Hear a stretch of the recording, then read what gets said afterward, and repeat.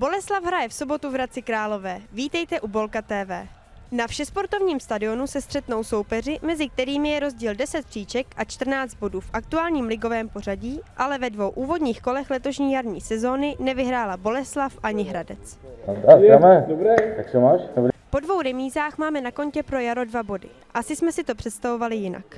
No tak my do každého zápasu ideme s tým, že chceme bodovať naplno a takisto to bolo aj v týchto dvoch prvých zápasoch.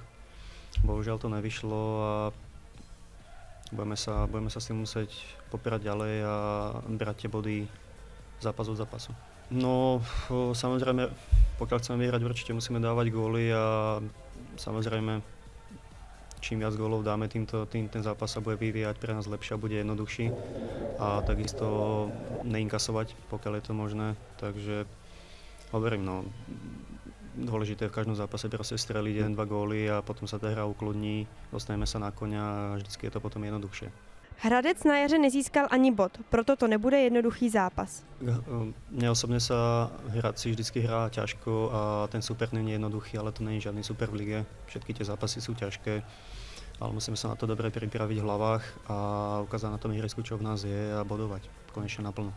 No tak ja dúfam, že sa to prelomí v sobotu a hovorím, konečne dúfam, že budeme bodovať naplno a že nás to dostane na koňa a potom už aj tá liga sa bude ďalej vyvíjať lepšie. Jak se s tím popereme, abychom v Hradci vyhráli a naplno bodovali? Zatiaľ tým, že ten týždeň krátky a mali sme vlastne len deň po zápase a 2 dní po zápase, tak tie tréningy boli skôr zatiaľ len také regeneračné a rozoberali sme sa na tie teplice, takže ten Hradec ešte len prejde. Takže aj tá taktika, nejaké to video určite prebehne, ale zatiaľ sme to ešte nejako nerozoberali.